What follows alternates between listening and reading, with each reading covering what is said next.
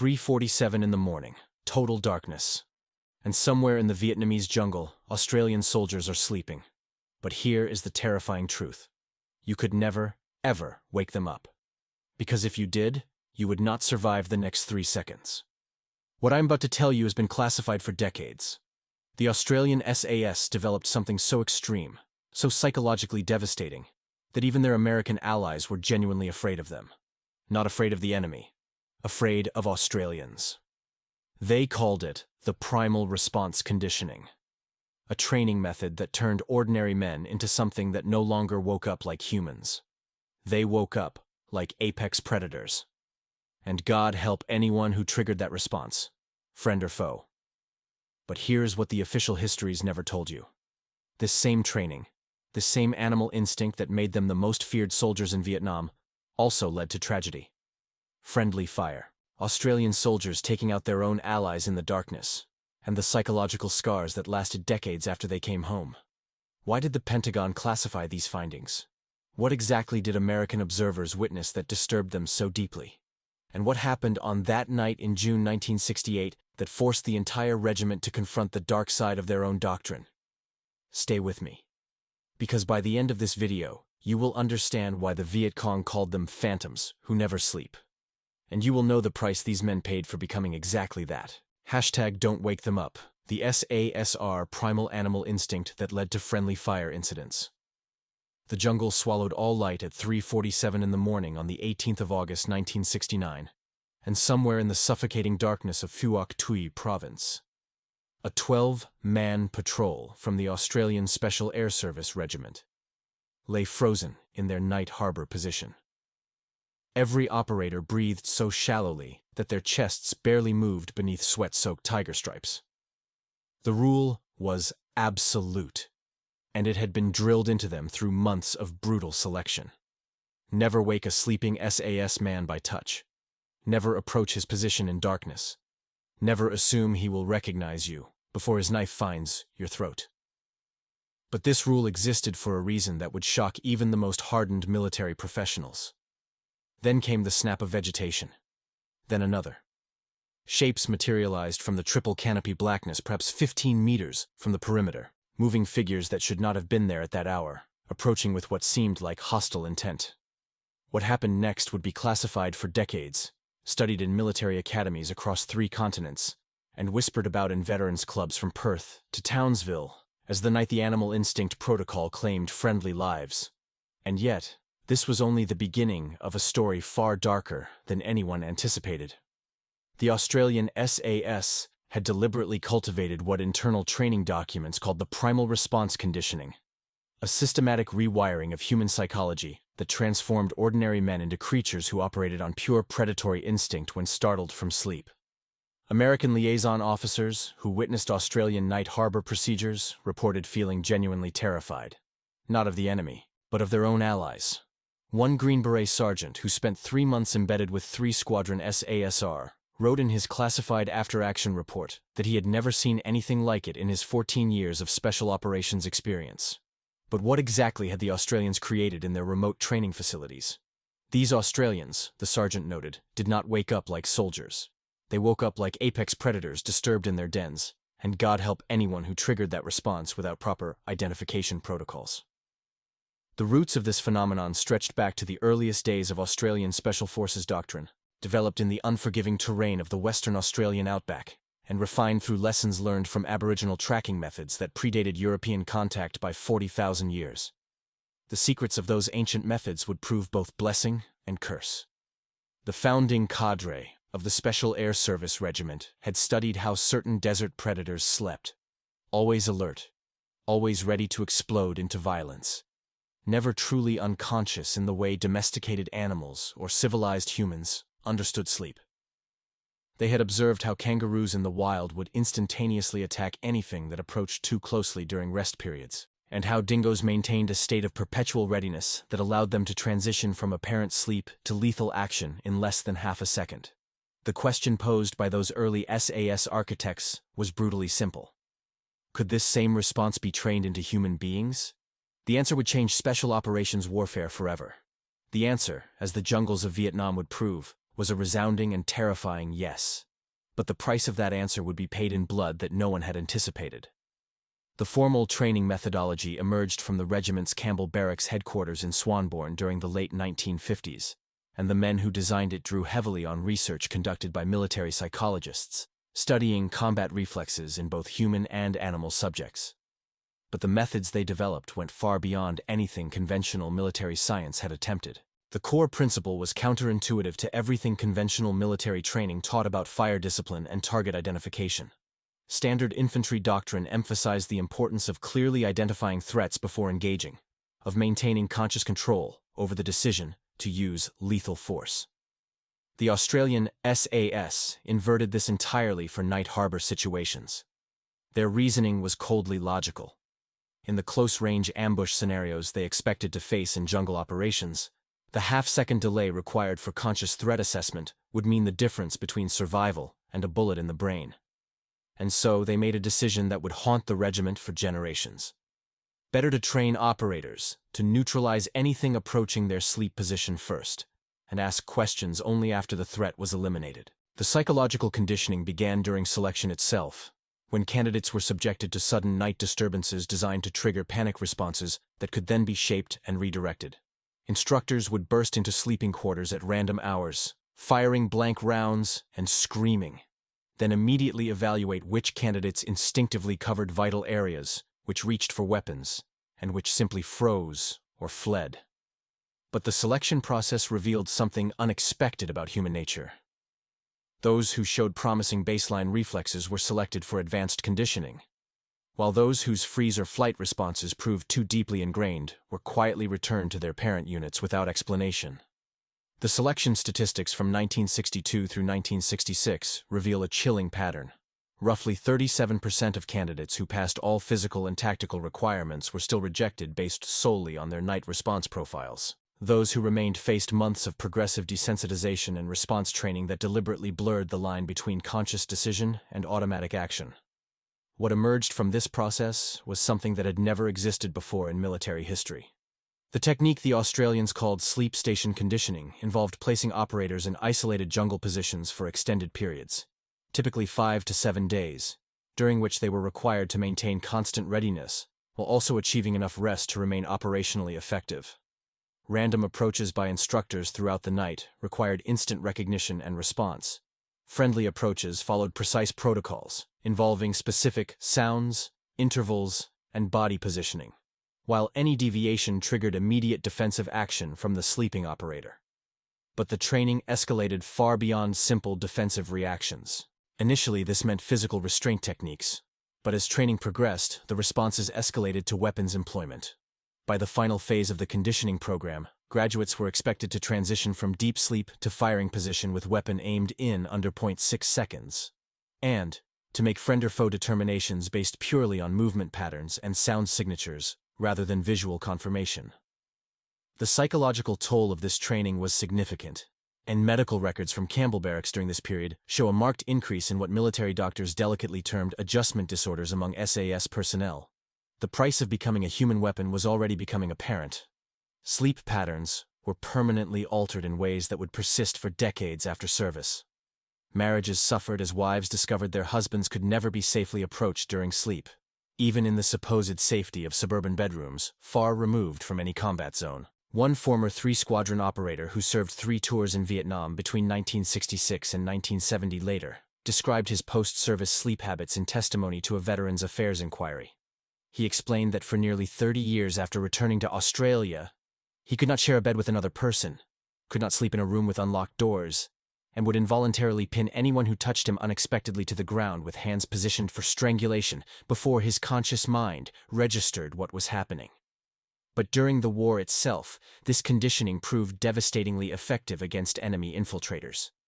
The Viet Cong had previously enjoyed considerable success against American positions using night approach tactics. The first documented combat application of the sleep response protocol occurred during Operation Esso in February 1966, when a 4-man SAS reconnaissance team established a night harbor in dense jungle approximately 12 kilometers northeast of the Australian Task Force base at Nui Dat. Signals intelligence had indicated significant enemy movement through the area, and the team was tasked with confirming trail networks and identifying potential ambush positions for larger follow-up operations. What happened at approximately 0200 hours on the third night would become legendary. 3 Viet Cong scouts from the D445 Provincial Mobile Battalion approached the Australian position using movement techniques that had successfully penetrated American perimeters on dozens of previous occasions. They moved slowly, pausing frequently, using the ambient jungle noise to mask their footfalls, approaching from downwind to avoid detection by any sentries who might be awake. Their target acquisition doctrine was sound. Identify the sleeping positions, mark them for a larger follow-up force, withdraw without contact. But they had no idea what kind of men they were approaching. They had no way of knowing that one of the Australians they were approaching had already registered their presence through vibrations in the forest floor, transmitted through the leaf litter beneath his sleeping position, and that his hands were already moving toward his weapon in the automatic response his training had made as natural as breathing. The engagement lasted approximately 4 seconds and involved no verbal challenges, no warning shots, and no hesitation of any kind. The patrol commander became a case study in what human training could achieve. This corporal from Western Australia, whose personnel file listed his pre-service occupation as sheep station hand, eliminated all 3 enemy scouts with a total of 7 rounds from his suppressed Sterling submachine gun before his conscious mind fully registered that he was no longer asleep. His after-action statement, filed 3 days later upon return to Nui Dat, noted with clinical detachment that he had experienced the engagement as though watching it happen to someone else, as though his body had operated entirely independent of his conscious will, until the immediate threat was neutralized. But the implications of this incident would ripple far beyond the Australian task force. Only then had he fully awake grenade, found himself in firing position with weapon raised, and processed what had occurred. The entire sequence from first awareness of approach to final round fired had taken less than 3 seconds. American intelligence officers requested detailed briefings on Australian night harbor protocols, and several Green Beret teams were temporarily attached to SAS patrols specifically to observe and potentially adopt similar techniques. What those Americans witnessed would disturb them profoundly. The reports these observers filed present a fascinating window into the cultural clash between American and Australian special operations philosophy. One MACVSOG captain, who spent 2 weeks with 2 Squadron SASR in late 1967, wrote that he found the Australian approach to night security simultaneously impressive and disturbing. The effectiveness was undeniable. During his attachment, he witnessed 2 separate instances of Australian operators responding to nocturnal approaches with instant lethal action that left no room for enemy reaction. But he also noted something that troubled him deeply. The psychological cost seemed significant, he observed. Even during the day, the Australians he worked with displayed what he called a predatory hypervigilance that never fully relaxed. They watched everything, he wrote, in the way a hunting animal watches its territory. Even their allies. Even him. The incident reports from this period reveal a pattern that military historians have only recently begun to examine in detail. The same conditioning that made Australian SAS operators so devastatingly effective against enemy infiltrators also created significant risks for anyone operating in proximity to them. And those risks would soon manifest in the most tragic way possible.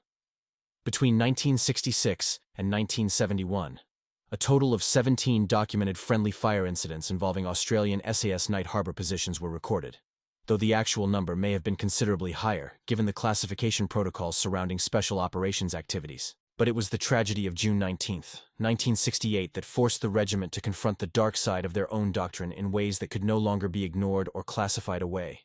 The events of that night would change everything. The patrol designated 33 Alpha had been operating in the Long High Hills for approximately 8 days when their scheduled resupply mission was authorized. Standard procedure called for resupply helicopters to extract patrols from their operational areas for security reasons.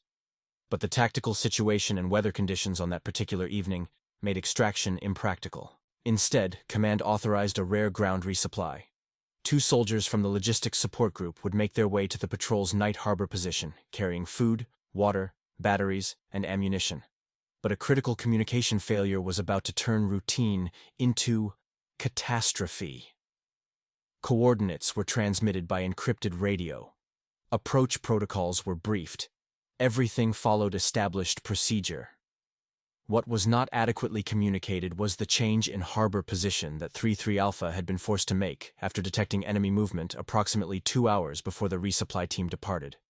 The grid reference difference amounted to perhaps 300 meters, a seemingly minor discrepancy in the vast expanse of the long-high operational area. In triple canopy jungle at night, 300 meters might as well have been 300 kilometers. The resupply team navigated to the original coordinates, found no patrol, and began searching the immediate area using the recognition signals they had been briefed to employ. The problem was that the new position placed them approaching from an azimuth that the patrol had not anticipated, at a time when the operator on watch had just woken his replacement, and both men were in the heightened response state that characterized the transition between sleep cycles.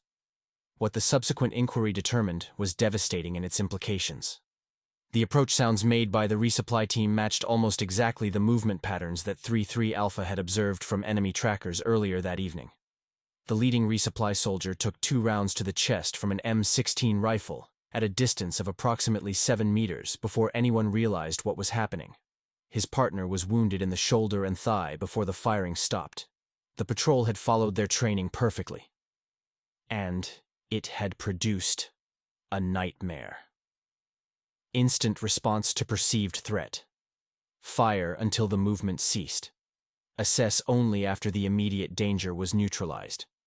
No one had done anything wrong according to the doctrine they had been taught, and yet a 23-year-old logistics corporal from Brisbane lay fading in the jungle darkness while his mates screamed for ceasefire through his own injuries.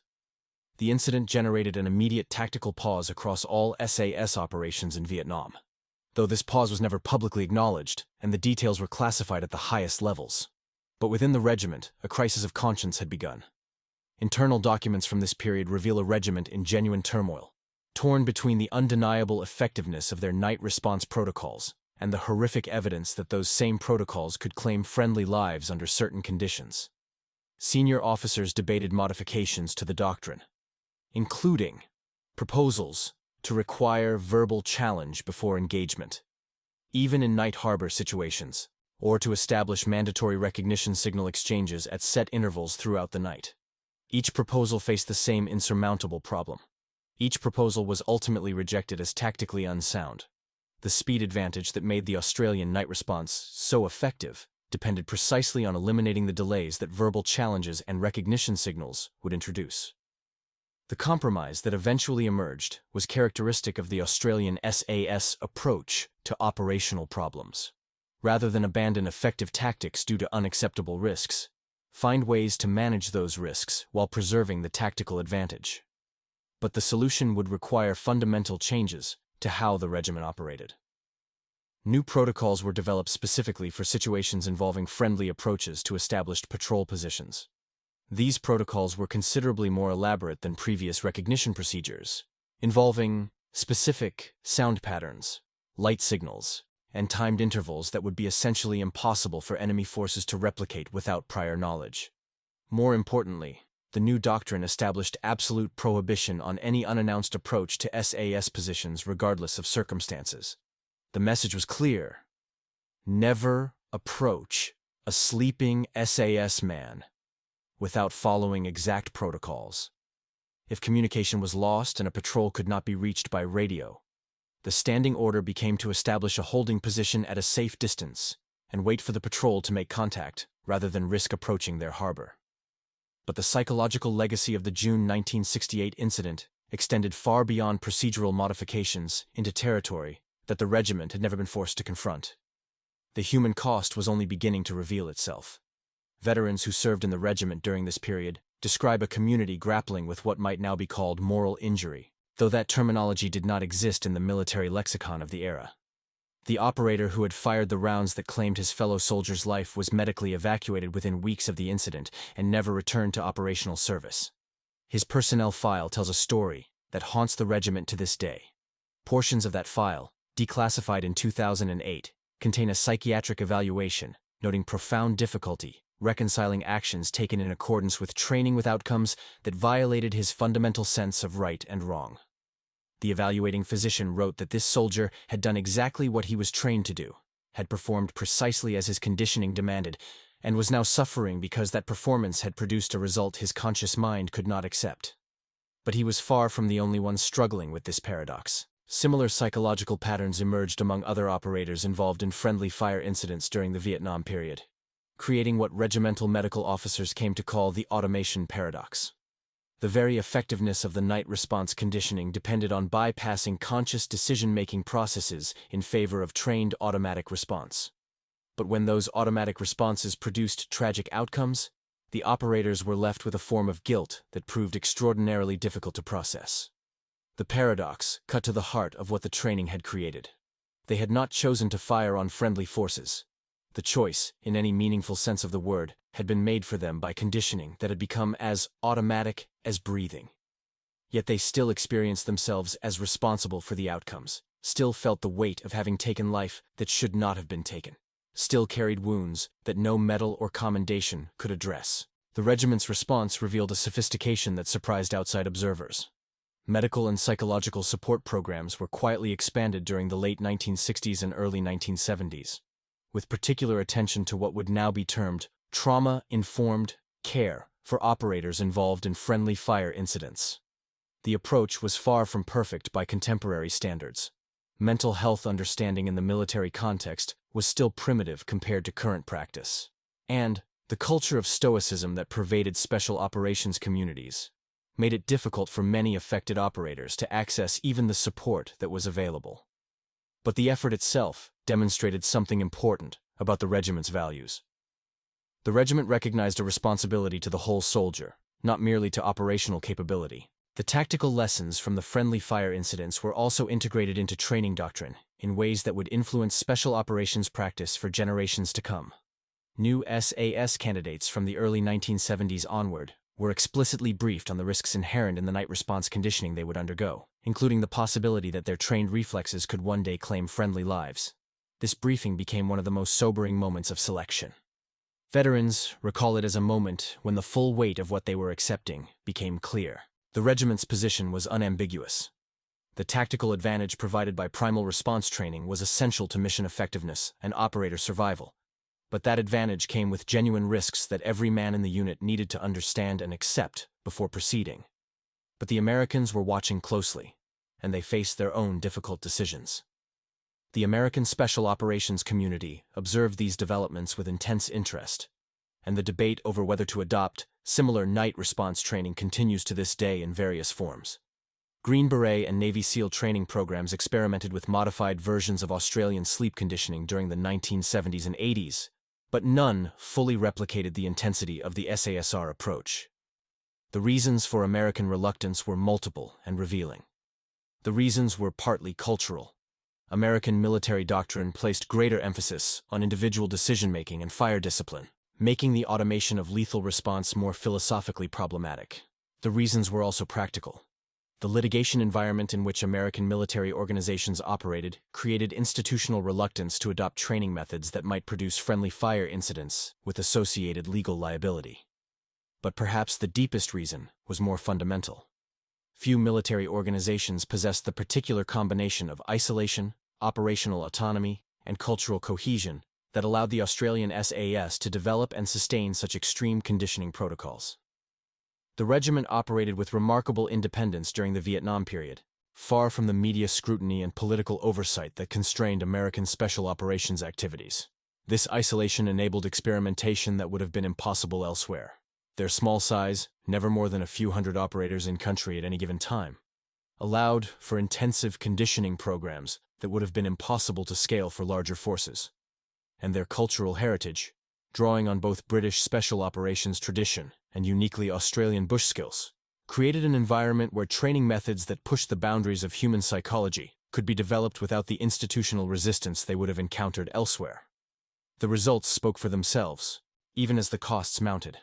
This combination of factors produced what many military historians now consider the most effective small-unit jungle warfare force that participated in the Vietnam conflict.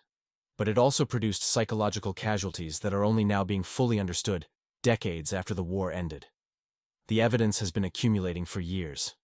Veterans Affairs studies conducted in the 2000s and 2010s have documented significantly elevated rates of sleep disorders, hypervigilance symptoms, and relationship difficulties among surviving Vietnam-era SAS operators compared to their conventional infantry counterparts. While direct causal links are difficult to establish, given the many variables involved in combat trauma, Researchers have noted patterns that suggest the night response conditioning itself may have contributed to long-term psychological harm, independent of combat exposure. The men who learned to never truly sleep paid a price that lasted their entire lives. Men who conditioned themselves to respond to nocturnal disturbance with instant violence often found themselves unable to fully relearn normal sleep patterns, even decades after their service ended. The wives and children of these operators bear witness to the domestic consequences of training that was never designed with peacetime life in mind. Their testimonies paint a picture of families shaped by military conditioning. Oral histories collected from family members describe homes where bedroom doors were always locked, where children learned from earliest memory never to wake father by touch, where the celebration of returned soldiers was complicated by the reality that the men who came home were not quite the same men who had left. One daughter's testimony captures the reality that thousands of families experienced. This daughter of a 3-squadron veteran who served multiple tours between 1967 and 1970 recalled that her father slept with a knife under his pillow until the day he passed in 2012. Even in his final years, weakened by age and illness, his hands would still move to defensive positions when startled from sleep. These individual testimonies illuminate a broader truth about the costs of developing human beings into weapons. The conditioning that serves military purposes does not simply disappear when the uniform comes off. But the contemporary Australian Defence Force has not ignored these lessons. The ADF has grappled extensively with the legacy of Vietnam-era training methods, including the night response protocols that claimed friendly lives in Phuoc Tuy Province. Current SAS selection and training programs have evolved significantly, incorporating advances in psychological understanding and placing greater emphasis on controlled response rather than pure automatic reaction. The fundamental principle remains, but the implementation has changed dramatically.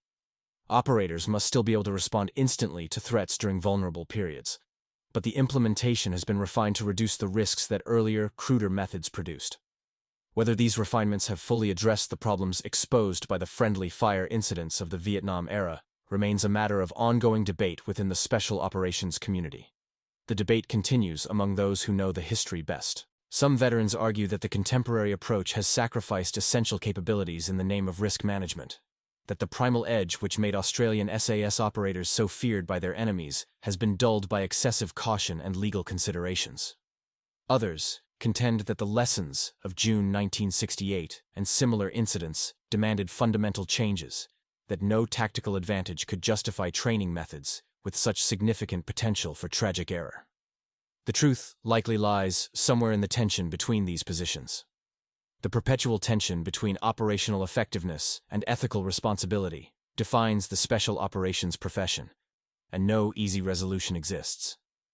What remains beyond dispute is that the Australian SAS during the Vietnam era pushed the boundaries of what human psychology could be trained to accomplish in ways that few other military organizations have matched before or since.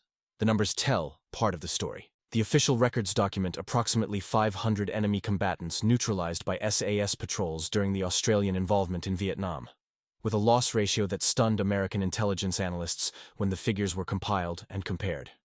The ratio of enemy eliminated to Australian losses in direct combat exceeded 500 to 1 in some operational periods, numbers that seemed impossible until observers witnessed the methods that produced them. But the enemy learned to fear these men in ways that transcended tactical analysis.